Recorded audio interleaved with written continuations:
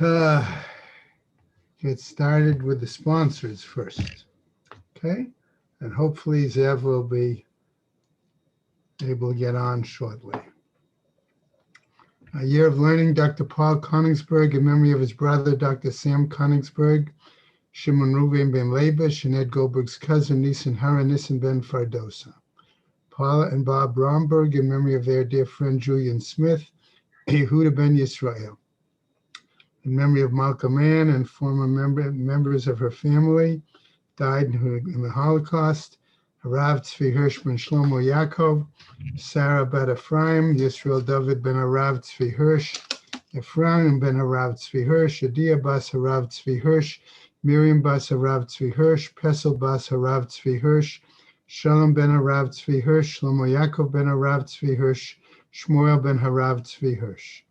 Many friends of Dr. Marvin Blush, Moshe Shalom ben Yitzchak Halevi, friends of Toby Paris, Sarah Tova bat Yisrael Dov, friends of Malka Levi, Malka bat Yosef, friends of Avi Gitler, Avram Meir ben Shimon, and Martha Gitler Charna bas Yeshaya, Cheryl Sher, her children and grandchildren, in memory of her uncle, founding member of BRS, Dr. Israel Brook, Yisrael ben Arav Akiva, Marcia Federbush and family, in memory of her husband, Dr. Oriel Paul Federbush, Oriel Pinchas ben Arav Shimon, friends of Joe Wolf, Joseph ben Chaim, Sharon and Fred Lisker, their family and many friends, in memory of her dear mom, Harriet Friedman, Elbas Yaakov, Leslie and Gail Kaplan, in memory of their parents, Harry and Marjorie Siddell, and Irving and Pearl Kaplan.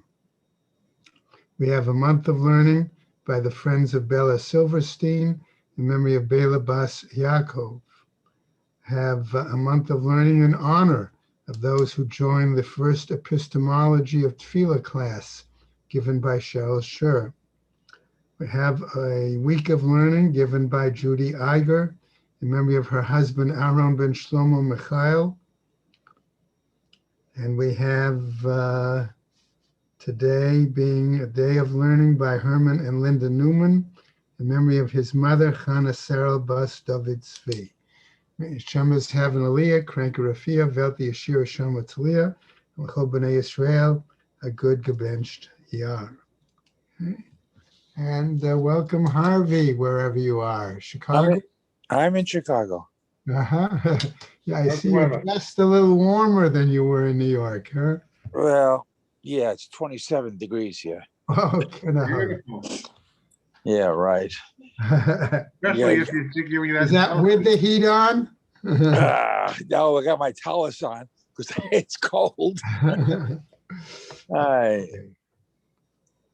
had to make up for the hour difference. Yeah. Get ready earlier, so I'll daven afterward. Okay. All right, we'll go through what we can. Let's look. We're on Yud Amud Beis. Okay, I'm going to start up about 1, 2, 3, 4, 5, 6, 7, 8 lines from the bottom. Okay. All right.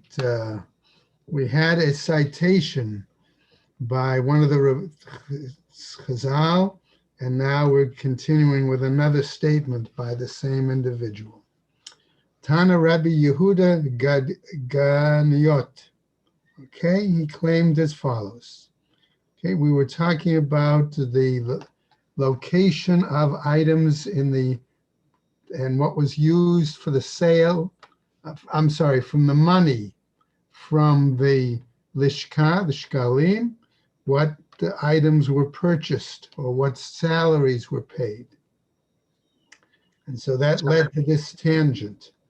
Okay, the following. He taught Rabbi Yehuda Gadniot, okay, the following, Hashulchan, the table inside of the Heichal, V'menorah, and the candelabra, V'mizbachot, okay, and the altars, implying both the outer altar, the big one, and the inner golden altar, right? Va'prochet, and also the mantle, okay, the covering. me'akvin et korbanot, he claimed, that they can withhold the validity of a korban. Divrei Rabbi Meir says that's the view of Rabbi Meir. The Chachamim omrim, but the sages disagree, and they say, Ein lecha ma'akev et korban, you have nothing which is going to invalidate or hold back the validity of a korban, ela hakior v'hakein bilvad. Okay, but rather just the let's call it the kior, is the large washing basin, okay, that the Kohanim used, and the base upon which it rested. Okay, that only. So in other words, if those were in the wrong place, okay, or misused, then it meant that the Kohanim were not necessarily tahor, okay, because they were to wash before they did the avoda. Okay, below chen. Okay, and he argues, no, that may not be the case, right? Amar Rabbi Eliezer, right? This was the opinion of Rabbi Eliezer of Rabbi Yossi ben Chanina, Trehon Amrin, because the two of them gave a different explanation.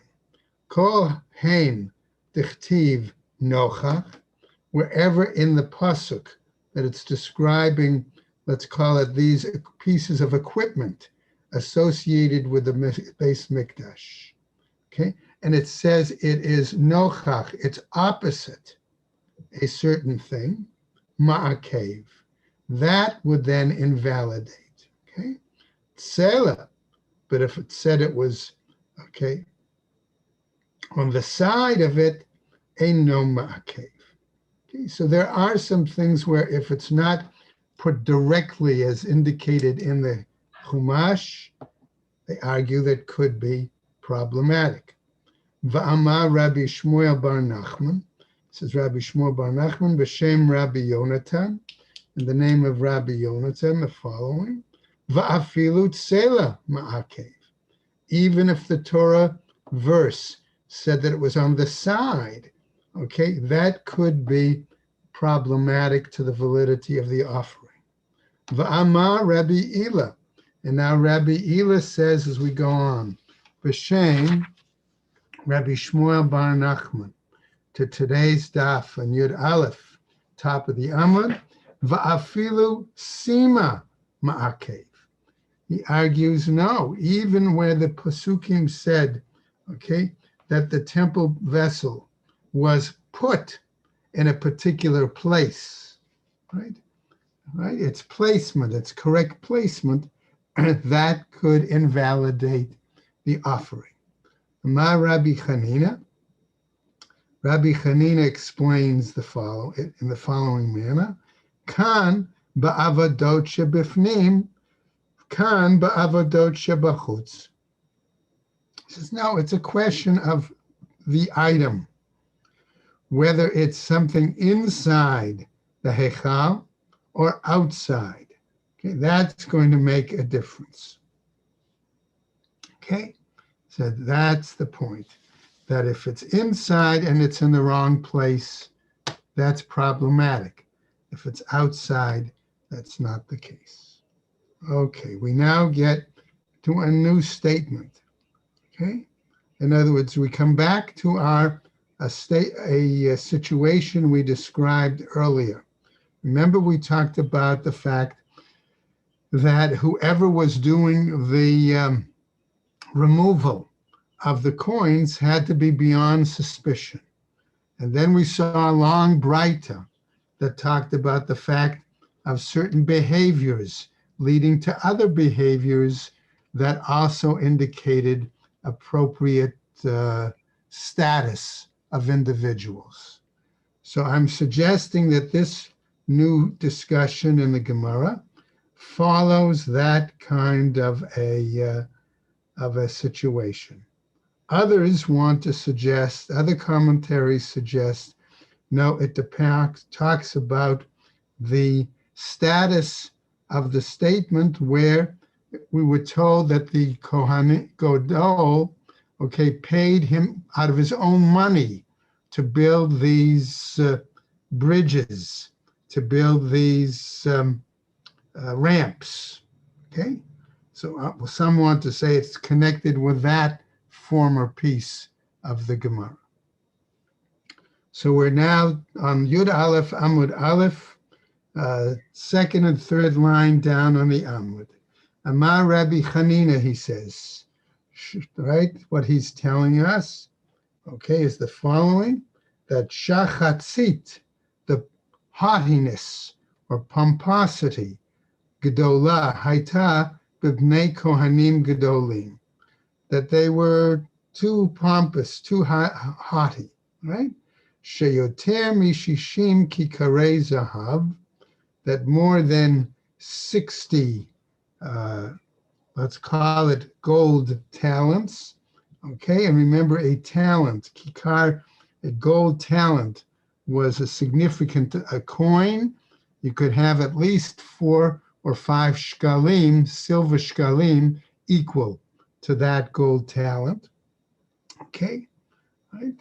And nusach, right? Hayu motzein ba, that they would, in other words, they spent inordinate amounts of money on the building of these ramps. Shahaya kivsa shel para omeid v'lo haya echad mehen motzi parato b'kivso shel chavero. Okay, that when it came for one Kohen Gadol to lead the animal, okay, across the ramp, okay, they would never use the ramp of a predecessor. They would always knock it down and build their own, right? Ela sotro ubone oto mishalo. Rather, they would destroy it and build that on their own. Okay? In other words, it would show off their wealth. So the Gemara picks up and raises a question about this comment. Heitiv Rabbi Ula kume Rabbi Mana. So Rabbi Ula challenged and raised a question to Rabbi Mana about a particular Kohen Gadol. Vahatani Shimon Hatzadik, but wasn't it taught in regards to Shimon Hatzadik, right?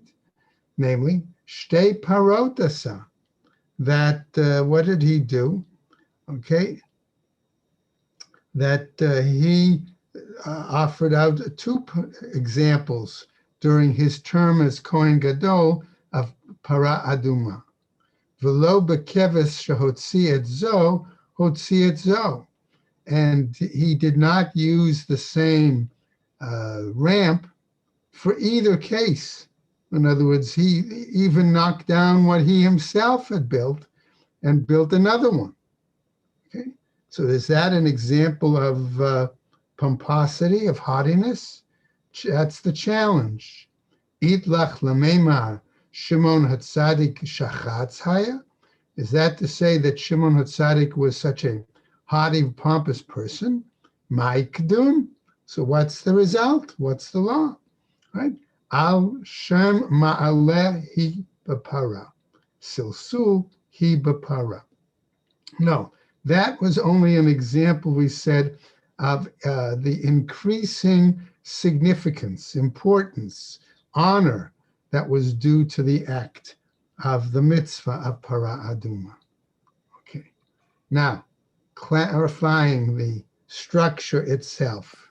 Tane, a brighter tat, zizin uktalim, hayu yotzin mikan umikan, that there were all sorts of projections and walls on these ramps, okay, on one side and the other, okay, kadei shalo yitzu or yatzitzu hakohanim v'yitma'u, okay, so that either the kohanim won't pass or won't look over and perhaps become tameh as they led the Para Aduma.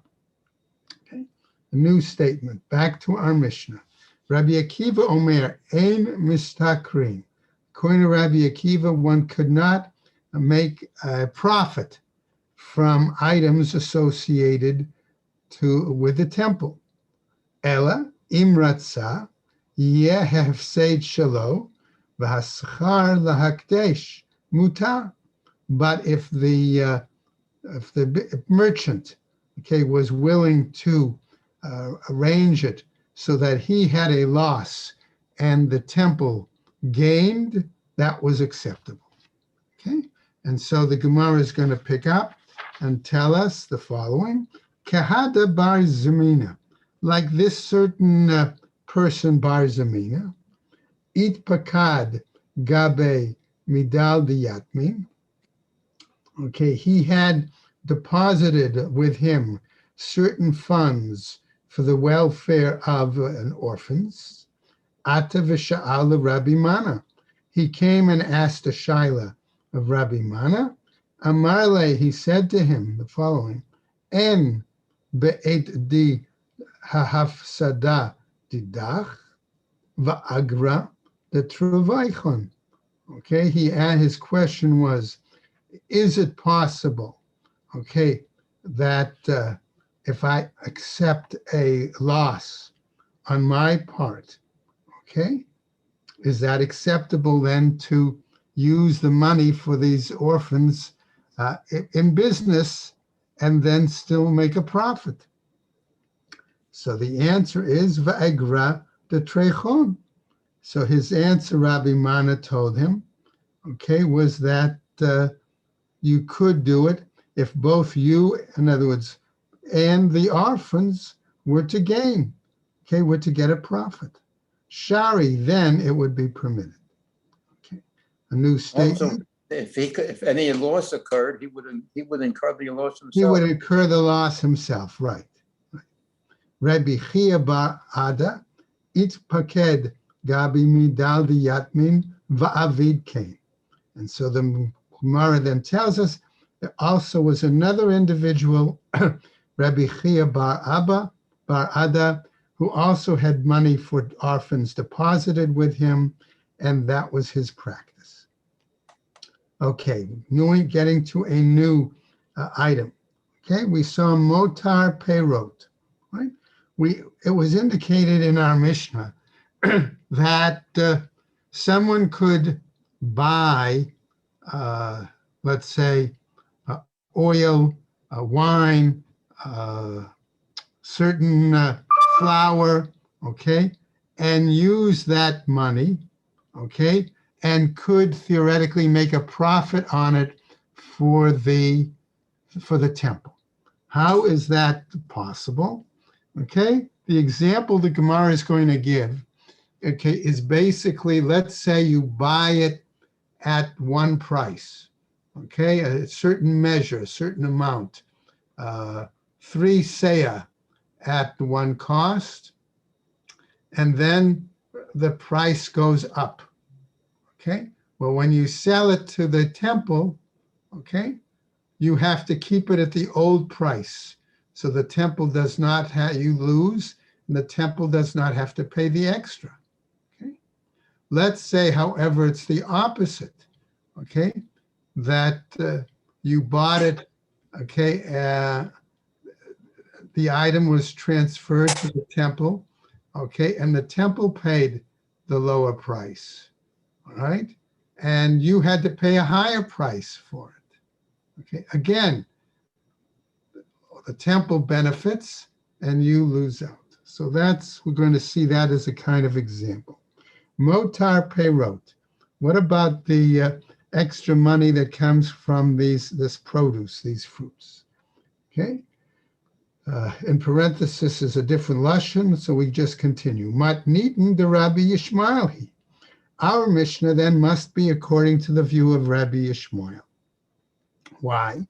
The Rabbi Chia bar Yosef patar matnita, because Rabbi Chia bar Yosef explained our Mishnah as follows: Motar peirot, the profits from the wine or the oil of the flour, okay, these items, okay, what can it be, right? He says, schar lahekdesh, those go, any reward, any extra goes to the hekdesh, okay, to the temple benefit. Motar nesachim zo seah revi'it. As an example, he says, where the leftover, the profit from the libations, that could be with regards to a fourth seah. Okay, what do we mean by fourth seah? That's the excess. Okay, in that case, you see if you're using Art Scroll, look at note 17. There's a fairly long note there. That again, the question is, if it's bought at one amount and sold at another amount, okay, what's the situation? Rabbi Yochanan patar matnita motar perot zoseh revi'it. And Rabbi Yochanan explained our Mishnah as regards to the excess of the leftover of the fruits of these products. Okay, that is similar to the example of Se'ah Revi'it, okay, of the purchase of a fourth amount, okay, at a higher or lower price. Motor Nesachim Lebirutzin, does that mean that any leftover money, okay, from the libations, does that apply also to the question of an overfill? So what do we mean by a Beirut-Sin and overfill?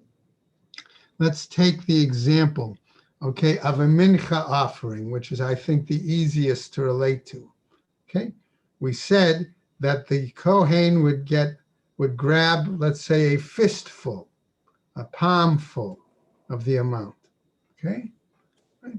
But there were other kinds of measures where they used a utensil, right? And rather than simply fill the utensil to the level of the top, say that they put more items, more grain or more produce or whatever, to above the flat level of the top of the measure, okay?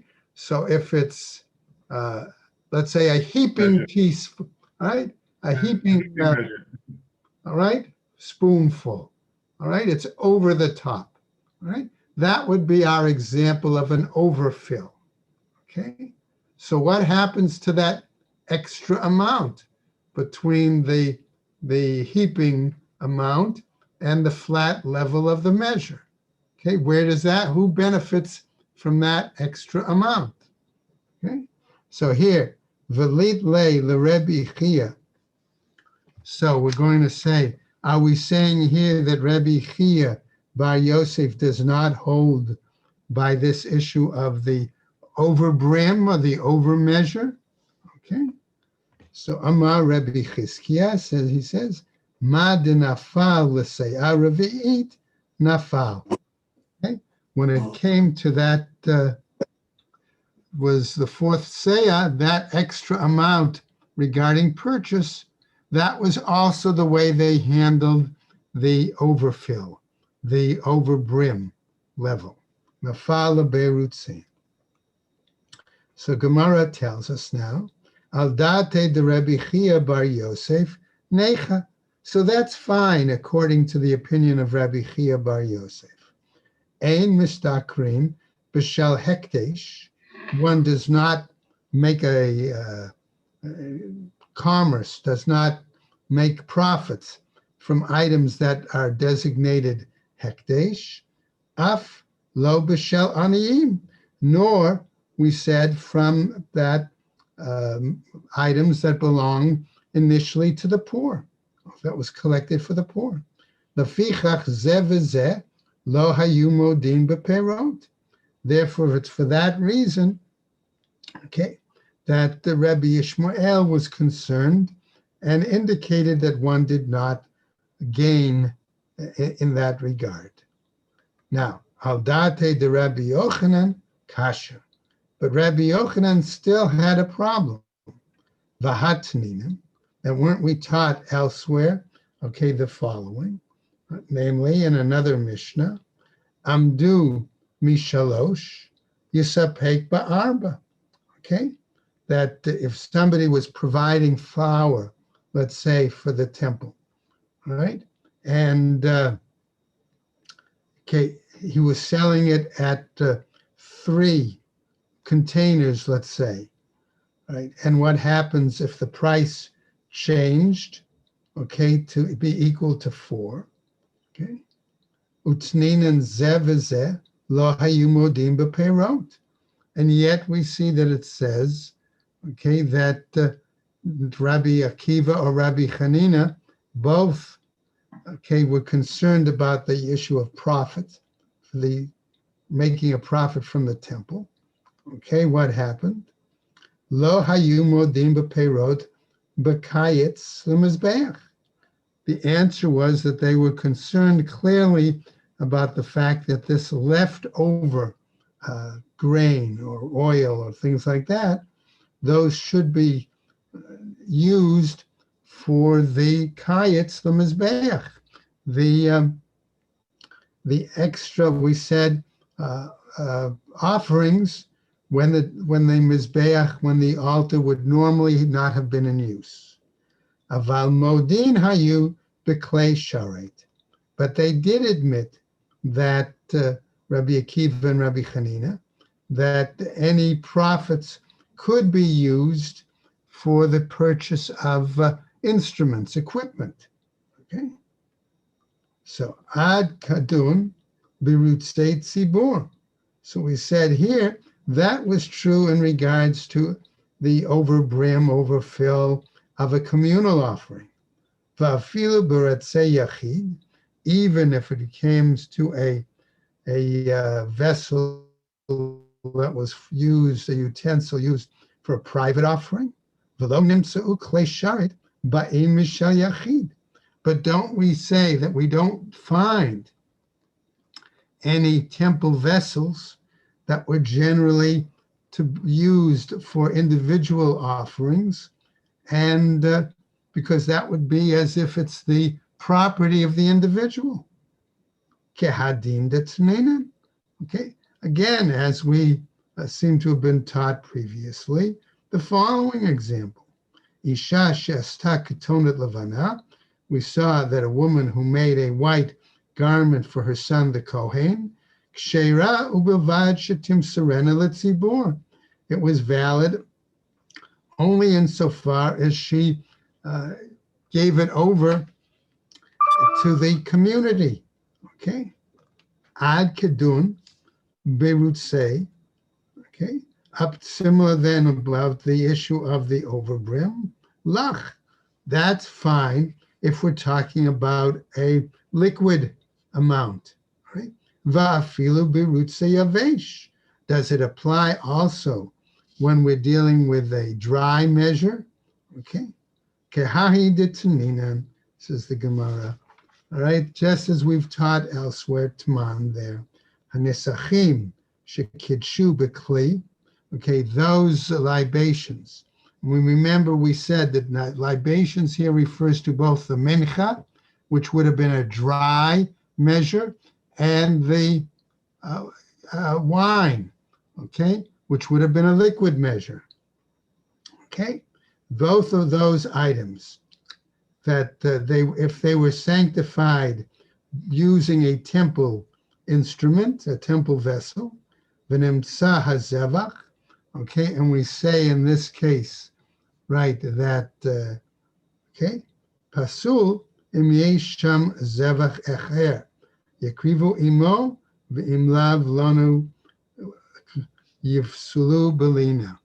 Okay, namely that in this case, if there's another sacrifice that could use that leftover amount for its nesachim, it would be permissible to do so. But if there is no other korban offering that needs that nesachim, then we cannot, then we just have to leave that leftover amount out overnight, and it becomes disqualified because of lina. Okay, let's go to a new Mishnah.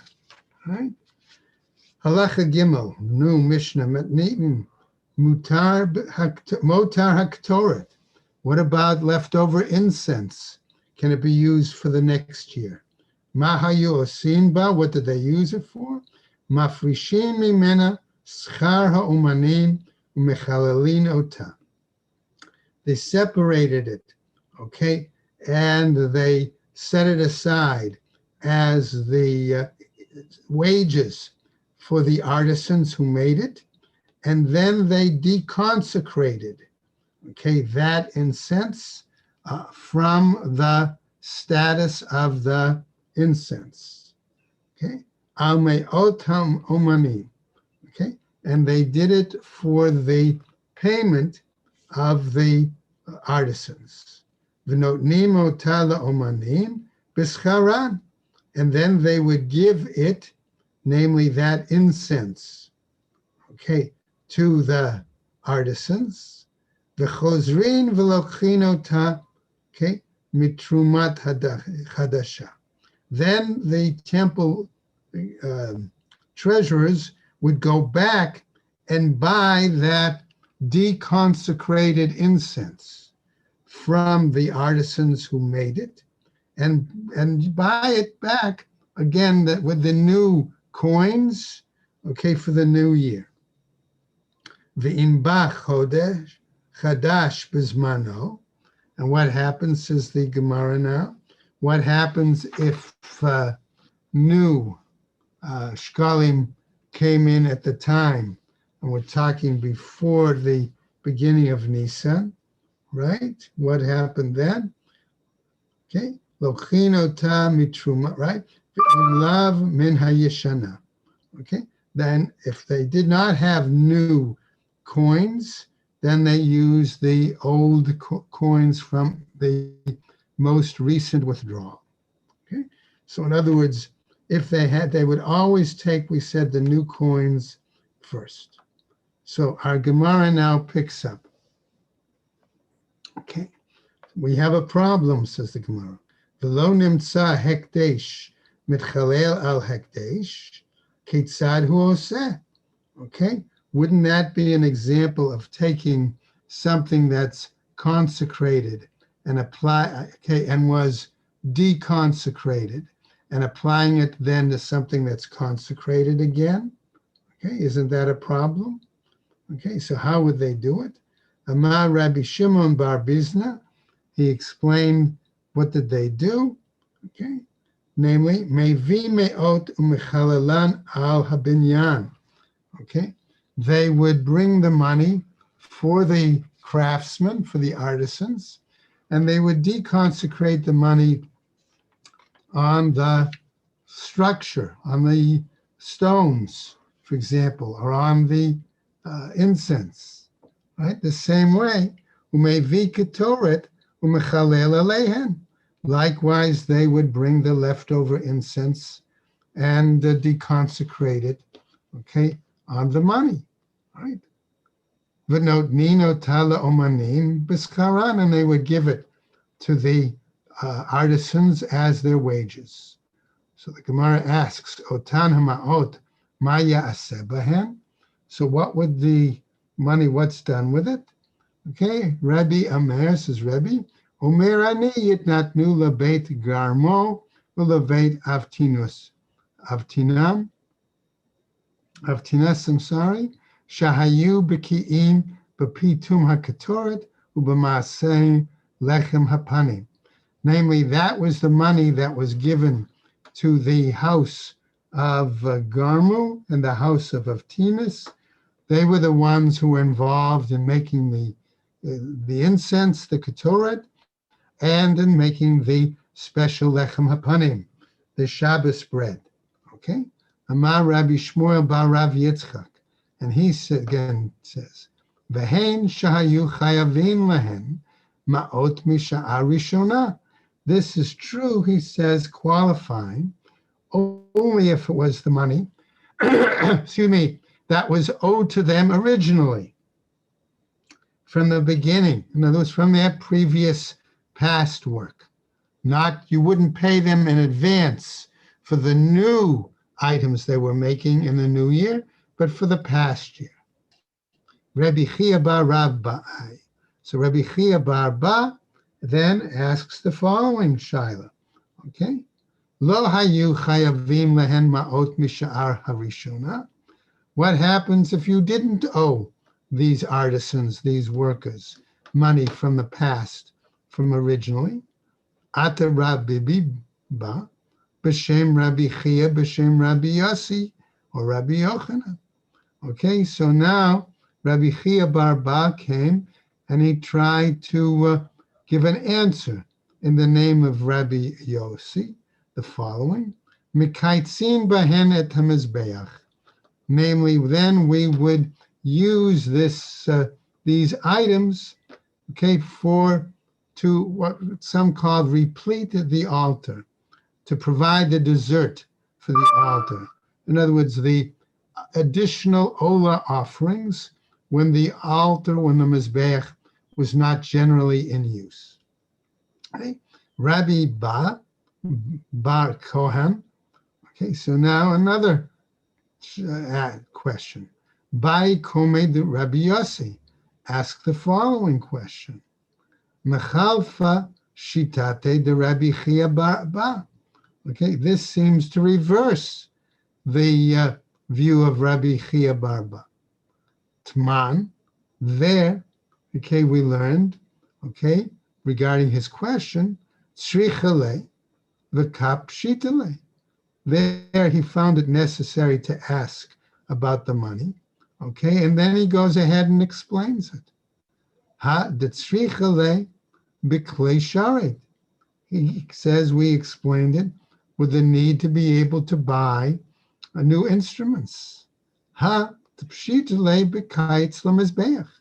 But here, okay, he explained it in regards to using those items, that extra money, to pay for additional communal Ola offerings on the altar. So the Gemara says, the it palgun, okay, right? Pitma bechulin. There was an argument here. He said among Amoraim, okay, as to regards to how it was prepared and whether it was prepared in a non-consecrated utensil. Rabbi Yossi Bey Rabbi Chanina Amar, he said psula, that it's invalid. Rabbi Yoshua ben Levi Amar kshera, he said even though it could have been prepared in a utensil that wasn't consecrated, nevertheless, the item, okay, is still valid, usable for the Mizbeach. Ma ta'ama de Rabbi Yossi Rabbi Chanina Kodeshi.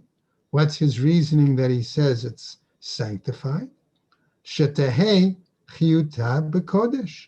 Why? Because he claims that its process, its existence, okay, was made for sanctified purposes. Matama, the Rabbi Yoshua ben Levi, Kodesh hi shetehei ba'a mitrumat halishka. And the other Rabbi Yoshua ben Levi says it's sanctified because the money for it came from the Trumat Halishka. Okay. Amar Rabbi Yossi Bey Rabbi Bun. He says another statement. Ata de Rabbi Yossi ben Chanina Kishmoel. Okay. Here he's saying that it's possible that he's explaining it according to the view of Shmuel. With the Rabbi Yoshua ben Levi to Rabbi Yochanan. And Rabbi Yoshua ben Levi held the view of Rabbi Yochanan. So that's a different explanation. Okay, let's go on now. The Tnina, why? Because we see it's taught in another Mishnah. Hamakdish nechasav, one who sanctified his total possessions. V'hayu bahen varim ru'im v'korbanot tzibor. And among them were items that were worthy of being communal offerings. Rabbi Yochanan Amar Ketoret. Rabbi Yochanan said this could be an example of incense, right? That may be from one of those two households. Okay, he was makdish his nechasim, makdish all his possessions, and he still had desanctified incense among them. Amar Rabbi Yoshia, says Rabbi Yoshia, tipater ba'omen shel beit avtinus, shahayano tel b'scharo k'toret. We could explain this with regards to the artisans of the house of Avtinus that could have had this desanctified incense. Uda Rabbi Yossi, and as regards Rabbi Yossi Rabbi Chanina, okay, what about his statement, like Shmuel? The Amar Rav Huna, in the name of Rav Huna, B'Shem Shmuel, in the name of Shmuel. Let's take an example, okay? Machteshet, the mortar, okay, by which the incense was pounded, okay? Asu ota kikli sharet lekadesh. They said because it was used for such sacred purposes, it assumed the status of a instrument, a vessel of the temple, of Hekdesh. Amar Rabbi Yossi be Rabbi Bun, Amra, and he said, Rabbi Huna, in the name of Rabbi Huna, Kame Rabbi Yossi, before Rabbi Yossi, Davar Shakidesh Bekli, Sharet Nifta. Are we saying then that a utensil that was utilized in the purpose of doing something for the temple, for the Mikdash, can that be redeemed? Okay, can it be consecrated in that manner and then be redeemed? Amarle velo de Shmuelhi. So here we might say that in this case, right, we might argue, but it's not Shmuel who gave this example. The Shmuel Amar Kal hu b'mota, because Shmuel particularly was lenient, okay, when regards to items that were left over. The itpalgun hu tirut mimim. Okay, why? Because we have an example of this issue elsewhere, where Shmuel was lenient concerning leftovers, and they argued about it. Okay. Rabbi, Yeah. I never realized that consecrated incense could be essentially bartered for home use. Well, the question is, they didn't really use it for home use. It was deconsecrated. They probably put it aside because then it would be repurchased by the Beis Hamikdash with new money for the next year. Okay. Okay. I got it. Right. So what happens? So our example then is they also argue with another case. Okay. Say you had an example of lambs, okay, that were unblemished, right? And they were supposed to be used for the Tamid offering. Shmuel Amar Nifdin B'tmimim. Shmuel said those animals could be redeemed. Okay. Rabbi Yochanan Amar Nifdin Kipsulei Hamukdashim. But Rabbi Yochanan argued the only way they could be redeemed, as is the normal manner with blemished animals. Namely, they have to be put out to pasture first if they're not used. Then if they get a blemish, then they could be redeemed. That's his argument. So here, Hotiru Se'erim, or the example, a similar example of goats, he-goats set aside for a chatas offering. Al date de Shmuel, according to the view of Shmuel, im olah niftet, lo kol shekain chatat. If you can redeem an olah, certainly you should be able to redeem a chatat. Al date de Rabbi Yochanan, the view of Rabbi Yochanan Amar Zeira Sajeira Ye'u, they go out to pasture. Amar Rabbi Shmuel Ba Rav Yitzchak Mikaitzin Bahen Et HaMizbeach. But he said those offerings instead should be used for the extra olah offerings on the altar. Vikasha, and indeed this is problematic. Yesh chatat shekreva olah. Do we say there's a chatas offering that can be used as an olah? Amar Rabbi Yossi, says Rabbi Yossi, Shnia. Okay, he she'en korbanot tzibur nikba'in ela b'shchita. Okay, that's a different situation. He says, because it was a personal chatas, that we cannot use them until they undergo a proper slaughter, because that's when they're designated. Okay? Amar Rabbi Chia, Tanaihi, that's a machloket Tanaim, and it depends on the court. Okay? Situation. Beit Dinhu al hamutar shekruvu olot. And that they can then stipulate whether the leftover items can be used, even if it was originally a chatas, if it could be used as an ola, as kayetz for the mizbeah.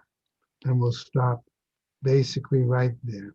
And so it's not a question of a chatas brought as an ola, but simply leftover items brought as kayetz for the Beis HaMikdash. Okay. And we'll pick up tomorrow. Thank you. Okay, everybody take care. Thank you, Rabbi. Thank you very much. Thank you. Have a good day, everyone. Take Have care. a